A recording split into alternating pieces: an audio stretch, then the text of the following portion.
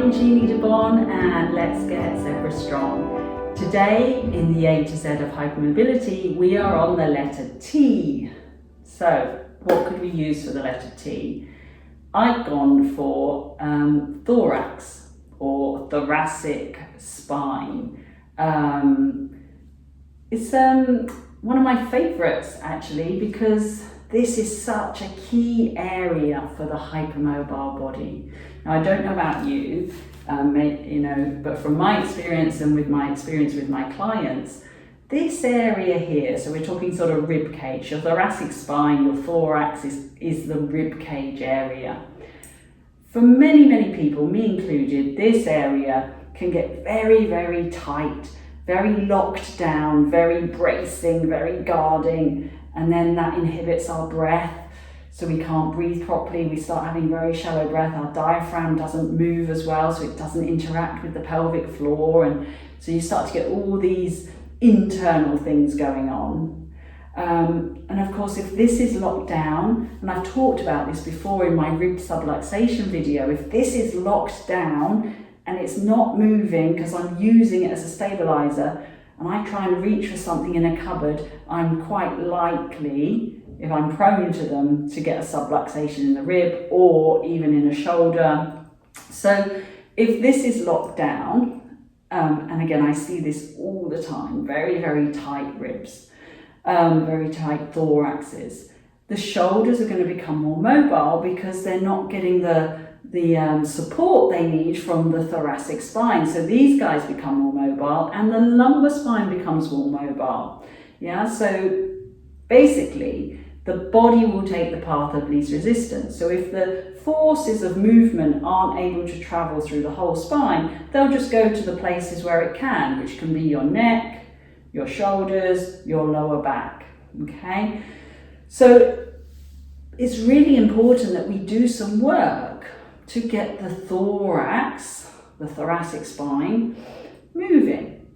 Yeah, now breath work is a great, safe place to start with that. Lying on the floor, breathing, and we've done loads of videos here on breath work.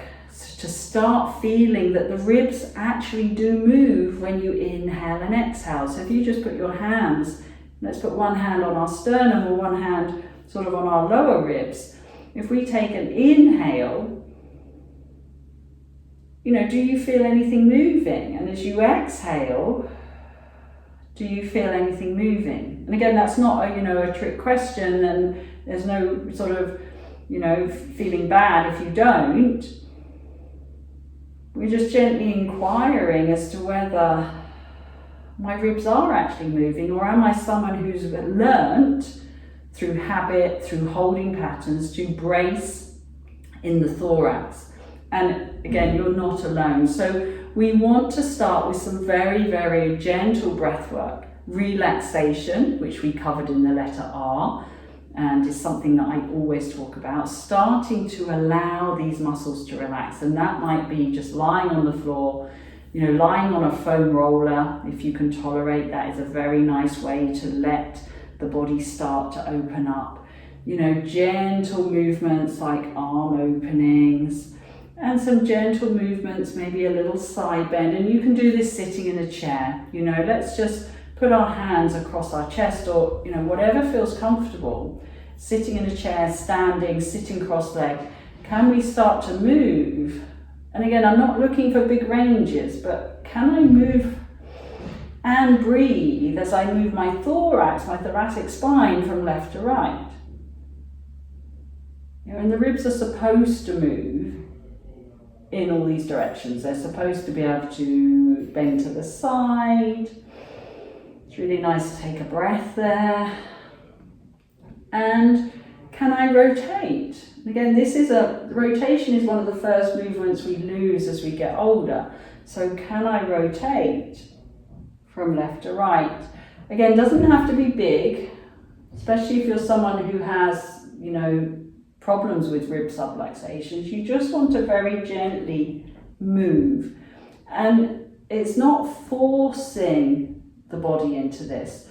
Think as you turn how the tissue is sliding and gliding.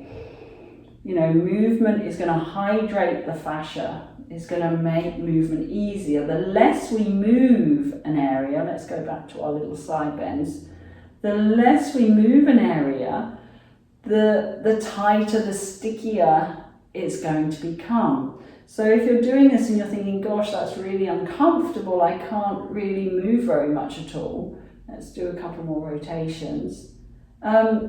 This could be something that we need to think about, starting to move that thoracic spine. Now just put your hands on your knees and we'll do a sort of a seated cat. I'll just turn sideways. Again, if you don't like weight bearing, you don't want to go on your cat, you can do this in a chair. Just make sure you have a back to your chair. And we're just going to, again, round the spine. So let the heart fall backwards and really round your back. But don't hang off those shoulders. So just think of moving, might be very small. Can I round my back? And then can I come forward a little bit? Okay, but not hyperextended. So we talked about range of movement in the last video. Just make sure that you're not going end of range. So where's that happy medium where you can move your thorax forward and back with your breath in a very soft, quiet way. Remember, these movements don't have to be big, don't have to be fancy, but the body just wants to move, it wants to feel. Let's just rock a little bit from side to side. So now just shift your weight from one sit bone to the other. Can you breathe? And apart from our muscular health, of course, you've got a lot of organs up here in your thorax. You've got your lungs that sit in the back of the rib cage. And many of us have breathing problems, asthmas, bronchitis, pneumonias, and obviously COVID. Getting this area to move is going to be extremely beneficial. Every time we breathe, we're massaging our heart. It can calm things down. So if you have anxiety or palpitations, things like that, it can help just soften that area. So we've done a little side to side, we've done a little forward and back, we've done some rotations. Gently, think of just lifting your heart a little bit.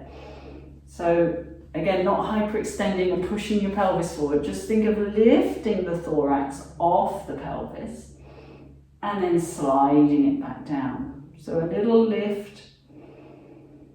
Don't let your head fall off the back if you've got a very mobile neck. Keep it. Don't even think about moving the head, just think about lifting your heart. And one more time. And honestly, moving this area, gosh, just doing that, I feel so much better. It's such an emotional area as well, isn't it? We hold so much of our emotion around here when we're stressed, tired, angry, sad. We go into this sort of fetal position. And if you've been in pain, chances are we're going into a smaller fetal position in a protective way. And just introducing some gentle movement, it makes you feel so much better. I hope you found that too. Let me know how you got on in the comments below. And until next time, stay zebra strong.